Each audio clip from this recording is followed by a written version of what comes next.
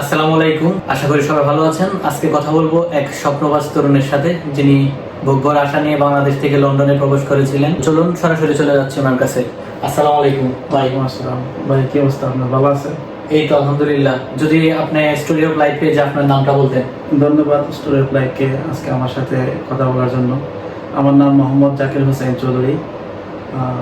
আমি ইউকেতে আসছি 2023 সালের 1 জানুয়ারি। কি বিষয়ে আসছিলেন আপনারা? আমি আসছি কেয়ার বিষয়। কে আর কি আপনি অ্যাপ্লিকান্ট না, আমার ওয়াইফ অ্যাপ্লিকেন্ট। আপনি ডিপেন্ডেন্ট হয়ে আসছিলেন? আপনারা কি দুজনে আসছিলেন নাকি সাথে? না, আমার বেবি আছে। বেবি ছিল, আলহামদুলিল্লাহ।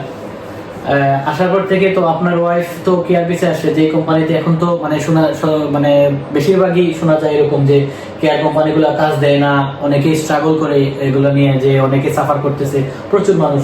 সেক্ষেত্রে আপনার ক্ষেত্রে কি আপনার ওয়াইফ কি কাজ পেয়েছিল বা উনি করতেছে কাজ? আসলে আমি আসার পরে যেটা দেখছি যে পজিটিভ জিনিসও দেখছি, আমি নেগেটিভ জিনিসও দেখছি।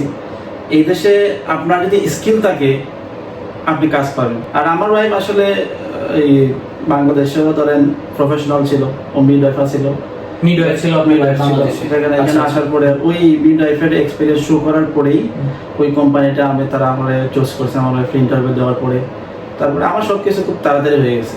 তো উনি কি এখন জবে আছে না? জবে আছে, আলহামদুলিল্লাহ।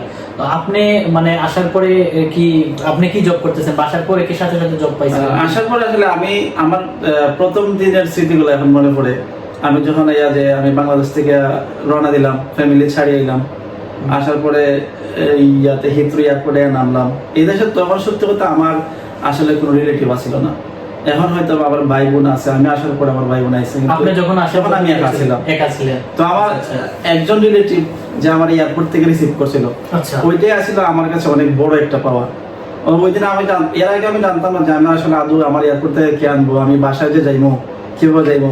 সো ওনার কাছে আমি এতক্ষণ কৃতজ্ঞ, কারণ উনি আমার বৃষ্টির মধ্যে, যে এখন বৃষ্টি আসছিল, উনি 2 ঘন্টা যে এয়ারপোর্ট অপেক্ষা করে আমার এয়ারপোর্ট থেকে আমার বাসায় আইনা, আমার বাসায় দিয়া, আবার ওনার বাসা রাত্রে 12টার সময় যেয়ে আমি ডিনার করছি। ডিনার করার পরে আবার বৃষ্টির মধ্যে আমি আমার যে বাসায় আমি থাকতাম, প্রথম যে বাসাটা, ওই বাসাটা আইয়া উঠছিলাম। সো ওই জিনিসগুলো আমার চোখে এখনো বাসে। আসলে একটা ব্যাপার বলি আপনাদেরকে, ওনার কথাটা বলার পরে আমার যেটা মনে হলো, রক্তের সম্পর্কের বাহিরেও কিছু সম্পর্ক থাকে, যে সম্পর্কগুলো আসলে আমরা স্পেসিফিক কোনো নাম দিতে পারি না, কিন্তু এই মানুষগুলা সারা জীবন আমাদের হৃদয়ে গেঁথে যায়। যেমন উনার আপন আত্মীয় স্বজন কেউ না থাকা সত্ত্বেও দেশে ওনাকে এমন একজন রিসিভ করেছে, যার কাছে উনি আসলে আজীবন কৃতজ্ঞতা প্রকাশ করতেছে এবং কৃতজ্ঞ। এরকম একটা স্মৃতি আছে, হয়তো অন্য কোনো দিন আপনাদের সাথে শেয়ার করব। তো শুনতে